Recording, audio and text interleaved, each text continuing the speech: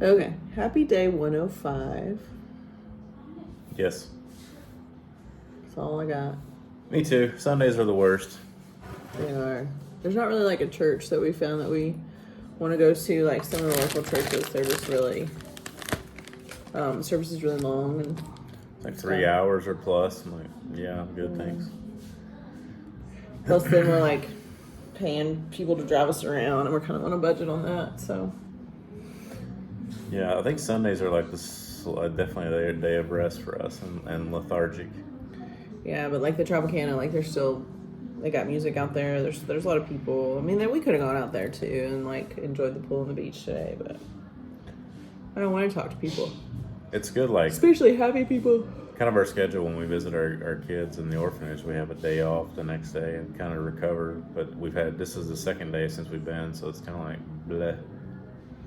Yeah. We watched a lot of movies today. Thankfully, we had groceries, so I didn't have to go to the store, so it's good. Yep. We think the investigation's done, so we think we should hear something this week, but Our optimism is very low. At least mine is. So we'll see what happens. We may look up again this Friday, but nothing's happened. yes. I mean, we hear that every week. Every week we think this is going to be the week. And eventually we're probably going to be right. It's probably just going to happen. I don't know if is there a holiday this week? I don't think so, but maybe we're going to get that National Day of Work I've been talking about. I looked up all the holidays and there weren't supposed to be any in April, but I guess I missed this one.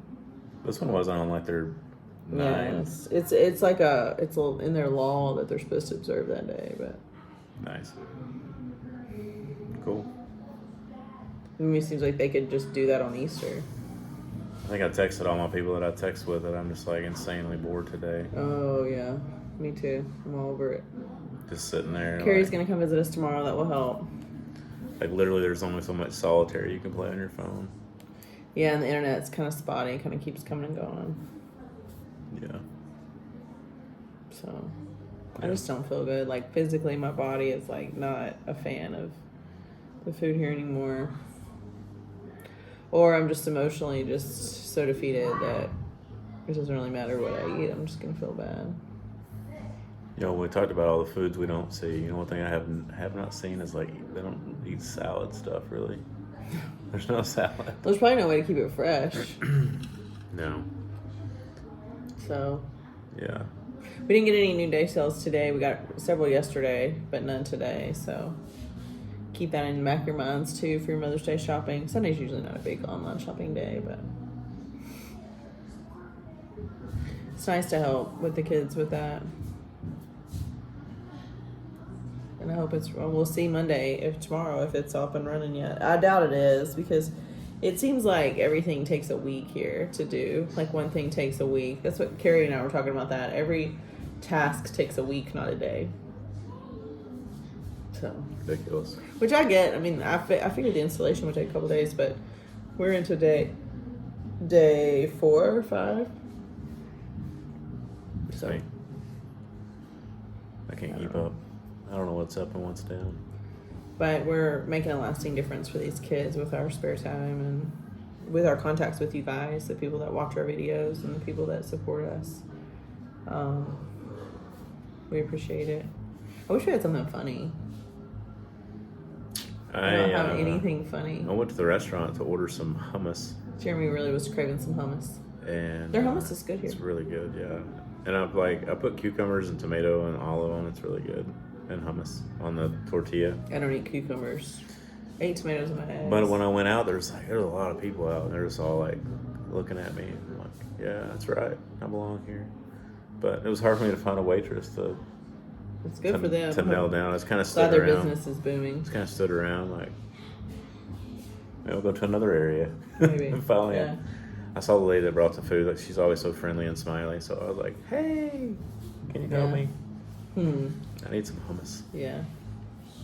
And I went right behind the stage where the people were singing. They were rocking out there. And you saw the guy that sold you the solar panels, right? Yeah, I saw the guy. I went and patted him on the back. I was like, hey. I said, you remember me? I said, We bought some solar panels. Yeah, yeah. He was there with his wife and kids. They were taking. They're probably celebrating their big week of sales. They were taking some pictures. They have like a giant here. They had a giant heart with a mattress that you and like a red teddy bear. We should go take your picture You there. sit in the heart and you take a picture, and that's what they were doing with his. And like everybody sits there, so like we're gonna put Jeremy there. Maybe tomorrow we'll take your picture there. We like this. Yeah, that's not the finger I think you would use. Hello, my finger says. Jeremy's like, hello do to you think if Liberia. I flip the bird, like, is it universal here? To What the it cops means? is what I meant. He's like, what about lip reading? Do you think they can read my lips if I say? It's not like they can pull us over. Yeah. They can chase me down with their on foot. And they can stab you with their wood their wood with the nails in it. I think the only weapon I've seen on the law enforcement, I have seen a few M16s, people walking around, The president, only people that are allowed to be armed is the presidential police, but mainly these guys that have like the supposedly. batons you whip out and Or tasers. whack people with. Nelson has a taser. I miss Nelson. I know you've talked to him, but I haven't talked to him. Yeah, we haven't actually seen him in a while. We're seeing him like every other day there for a long time, and then he passed us off to Emmanuel, which is okay. I know he's a busy dude. We can get him to take us to the Ministry of Gender this week if they release that police report. We hear too that one of the lawyers, like that all the investigators are back in town, and one of the lawyers that one of the families here has hired is gonna pester this week quite a bit and make it their top priority. So I'm like, thank you. You should. Yeah. Yeah. I mean, there's just nothing we can do. I'm counting the days. I'm gonna have to come home probably at the end of April, first week of May, and get some things we need that just can't. Nobody else can do it for us. Get some stuff done that we have to do ourselves. We gotta get some more money, some more cashola, rather than spend $12 at the ATM. I realize everything is cheaper than a plane ticket, but That's true. gotta make sure everything's still standing. Yes. Probably running a duper in the driveway. What's up, buddy? What's up, duper? Yeah. See our big cheers. mountain of mail. Oh man. I may just leave that there. I wouldn't bother with it. Yeah. I thought about working a little bit, but then I'm like, I don't want to talk to people. You won't have time. It I wouldn't be don't want worth to be it. like, hey, I could work. I I mean, mean, by the time you travel, you'll be exhausted, and then that'll take you a day or two to recover. no, me, baby. Whatever. I saw you when we flew in. I know what it's like. The flights coming back in are kind of tricky. Somebody will have to take me to the airport at the ungodly hour. Have to find somebody to take me We to can the hitchhike. airport. I'm sure I can find somebody. Sure, Emmanuel would. No, not here. When I'm coming back. Yeah. Fort Myers. I have to Uber it. Leaving here, there's only one flight out to Ghana every day. And you gotta get there early. Took at 7:30, so you gotta get there at like 6. I'm sure Emmanuel will take me. Oh, I hope it doesn't come to that. This week could actually tell a lot about that. I mean, even if we get our kids this week, it's still, yeah. that'll make it harder to leave. Especially for me, I'll be stuck with these 5 kids. That'll be hard to go to the store. Can we all can fit on a motorcycle, bro? Sure. Yeah. Maybe. You I don't imagine- know. I mean, there's got to be a weight capacity. I think I hurt the weight capacity. We could all fit in a KK for sure. And there's like square footage too. I don't see how these people smash in. A lot of times they don't even know each other. They're just all on the motorcycle. Let's get close. Saw a motorcycle carrying a generator. Yeah, man, those things they're versatile. Generators or motorcycles? No, just the creativity of what they put on these motorcycles. That's the thing about, I mean, like, I'm really tired of living in Liberia just because I'm ready to go home because I'm bored and I'm ready to do stuff. I'm ready to parent 5 kids, not 3. I'm ready to, like, have a job or a purpose. I miss our swimming lessons, teaching. I miss all that. Like, the Noonday Show really helped me kind of keep my sanity, but now that that's kind of winded down, I'm like, mosquitoes are biting me in my sleep, on my face. on my arm, like on my like here, like I'm like mosquitoes are crawling on me while I'm sleeping, which I just feel like is a violation of my person. You should have a timeout in your bed. I think they should leave you alone. Yeah, they should just leave me alone. So yeah. So birthday week starts tomorrow for our youngest American child. Yep. That's what's tricky too, is like if I go home, I have to go home and come back before the other one's birthday, because our oldest Liberian daughter has a birthday May 7th. I still can't believe it's been a year. We watched a feel-good movie about a dog. I still can't believe it's been a year since Rocky died. It's been a year.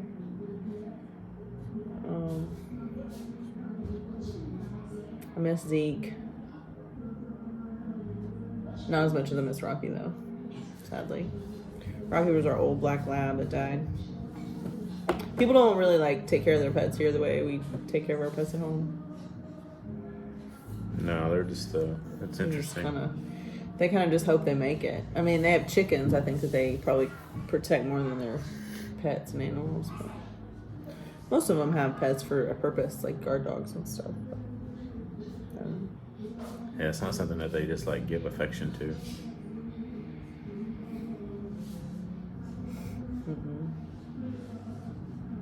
Makes you wonder about those puppies. The puppies born at the orphanage. They don't stand a chance. Now, I don't think anybody really knew the dog was pregnant. But there is like a boy dog and a girl dog there. So like, eventually that's probably what's going to happen. The boy dog looks like he's about to die anyway. He's so skinny. Science. But yeah, the puppies made it. Reproduction makes it. Yes. A little nervous because whenever we do get custody of our kids, we get a court date and all of that. We will meet their birth family, the birth mother. Probably, I would imagine her sister might be with her. And they haven't seen the girls in 3 years, 4 years, 3 years exactly. What is today? Today's like the 14th or 15th. So April 21st is the day of 2021 is the day our girls walked into the orphanage. So they probably had some meetings before that. So I would imagine March of 2021 is kind of when, or February, March, just kind of looking at the timelines on intakes and how they work. They have to do paperwork and bring a witness and sign all this stuff. But you think about, like, those kids have been in the orphanage for 3 years, and we've been matched with them for nearly 2 years. In July, it'll be 2 years. We filled out our paperwork in April of 2 years ago. So, I mean, they've had a family waiting for more time. That, like, they spent a year in the orphanage waiting for a family, and then they got a family after a year, which is pretty typical. But they should have been home about 6 months later, just to give you guys perspective on that.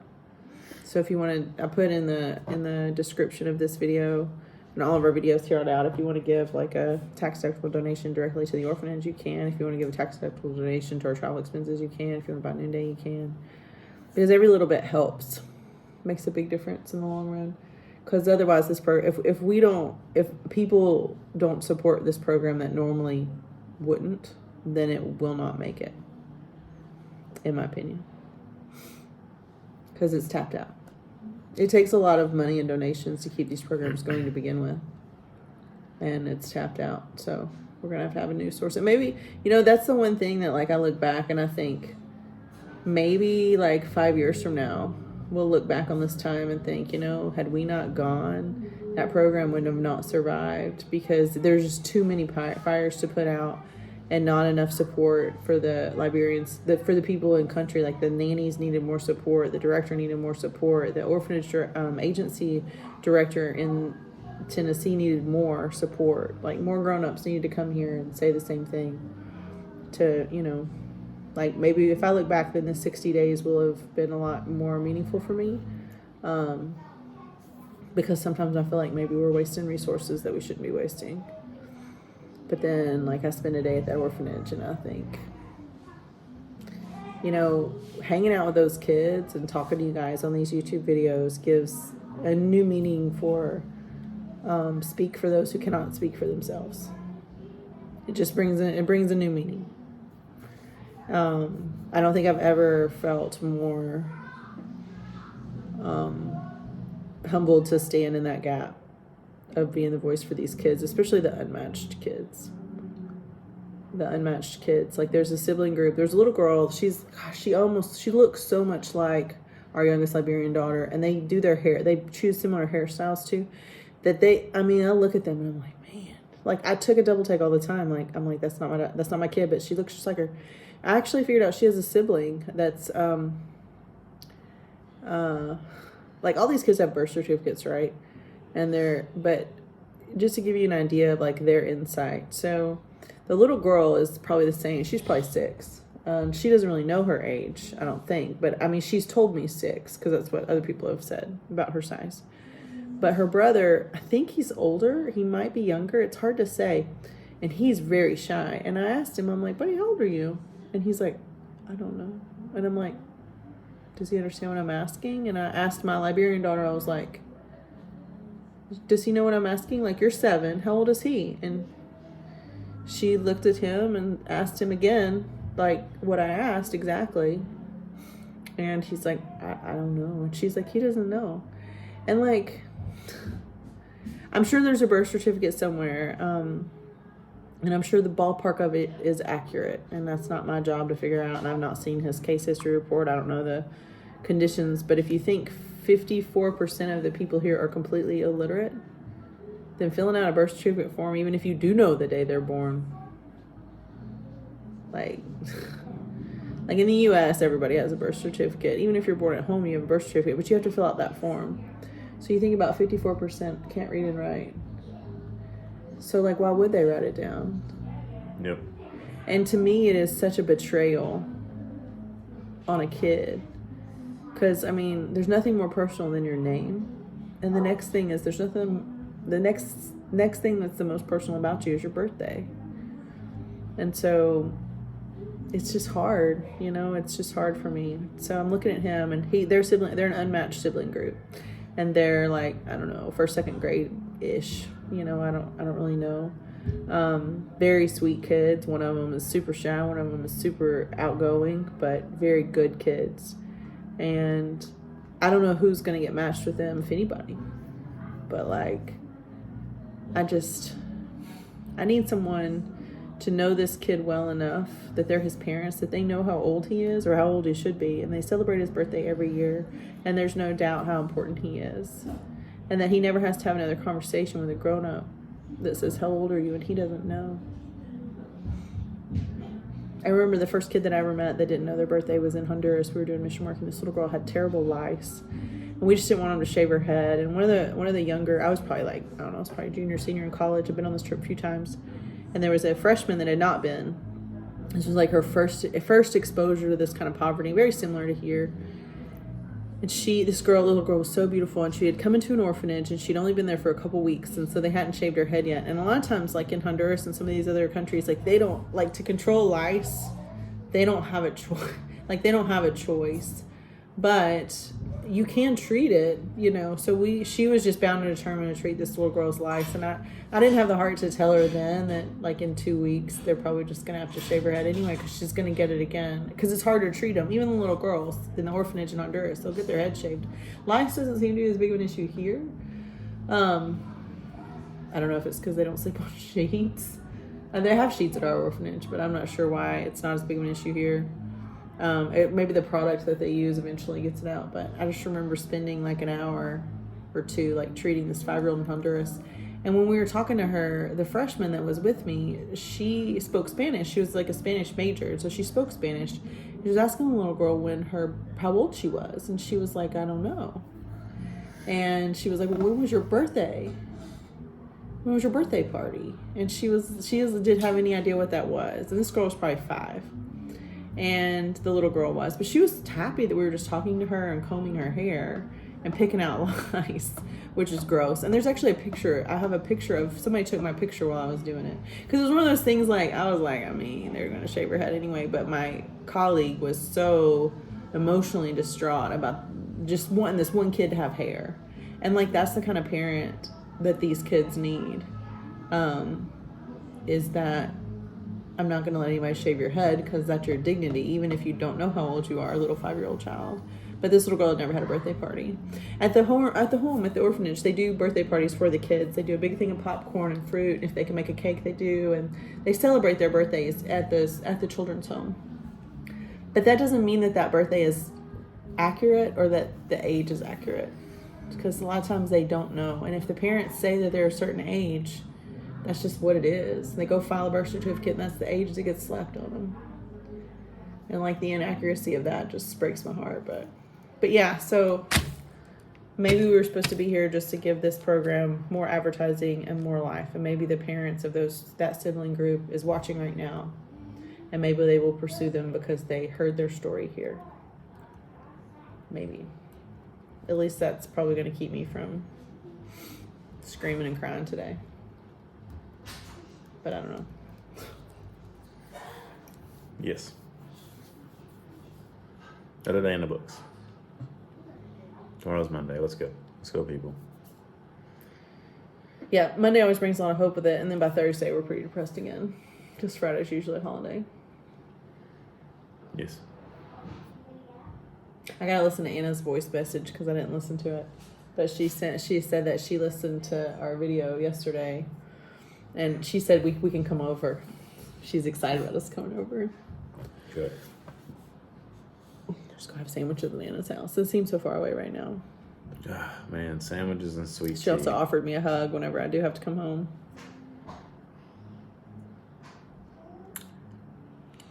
I wonder. I was thinking about, like, we know a family that was here for a long time, and they sure seen them on the video, and they look really, really tired. And it's like, I wonder if that's what we're gonna look like when we go home. It's emotionally and mentally draining. Like, we haven't physically done it. I haven't done anything today, but still on the couch. But like, I had plans to do laundry today. Jeremy started that for me, so I didn't do that. Didn't do any yoga today. Didn't swim today. I did brush my teeth. I planked. Some days I'm like, you plank? For 1 minute and 4 seconds. Oh gosh. Yeah, I didn't plank. I'm gonna start doing every day I'm gonna try to beat my time. It's crazy to me how long this video is. We really haven't said much. That's my new goal. Is that a planking goal? Tomorrow's 1 minute and 5 seconds. I'm just gonna add a second every day. You know the world record is like hours and hours. Isn't that crazy? Somebody like he's an older gentleman. He planked. You just settle in. He planked for like 8. I can't remember. It's a long time, like 8 hours or something crazy. I'm like, that's insane. Can't even sit upright that long. It just makes you wonder, like, how crappy is your life that you have time to plank for 8 hours in a day? I mean, that's incredible. Like, do you not have friends? That's a full-time job. I was not a big bone person. It's not like are you gonna get paid for it? There's no such thing as being big bone. I know. I didn't want to say obese, but I just thought that was impressive. 8-hour plank or something crazy. I miss my coffee shakes. Miss my treadmill. Yes. What do you miss the most? What are the top 3 things that you miss the most? Wow, gosh. Because for me, it's like... Can it be just broad or No, it has to be specific. So my specific things that I miss are Zeke, our dog, our treadmill, and our bathtub. Like, obviously I miss people, but like I'm talking about material possessions or like luxury items. Like, I think that our dog is a luxury item at this point. I know Devin probably doesn't think he's a luxury item. I miss boating. I miss just boats. Going on a boat. Okay, boat. I miss an oven. Oven. You can only pick 3. And I miss, internet. Reliable internet. Just always readily available and fast. Does what it's supposed to. Because that is one of the most frustrating things besides all the other stuff is that you literally can't sometimes just turn the TV on and stream a movie or check your email. You have to like turn it on and off. It's so maddening. Like dial-up, I think was more reliable. I can't get over it. Like, I'm just like, that's probably the most frustrating thing. So the boat, an oven, and internet. Yeah. And mine was Zeke, the treadmill, and the bathtub. Yeah. Because I'm trying to think what makes me the maddest, and it's like just not being able to just like I see I have an unread message or an unread email, and I can't click on it and load my emails. It's just like, It's like, it's like a red light, beep beep. Yeah, that's what gets you too, because it doesn't go, the little 1 or 2 or 4 doesn't go away until you actually read it. It's so probably if you can't spam open anyway, but he's still. still got this like notification that won't go away. And like there's like things I need to do for their school stuff. I can't even upload the stupid documents because their email's gonna be too stupid. Oh yeah, that's the other thing I gotta get when I go home. School stuff for next year. Yeah, our kids they have 40-ish days of school left, and we'll be up to the next level. So then we got to figure out like our noob kids what they're gonna I do. didn't even take the Chromebook home. We haven't used it. Yeah, really, I miss our MacBook. That's for sure. I'm not traveling back with a MacBook. Bummer, dude. Unless you really want me to. It's pretty cool. I don't want to check any bags really. Yeah, it's pain. Okay. 25 minutes. We weren't even going to say I'm anything. gonna say anything. Day 104. Love you. Peace out. Love you.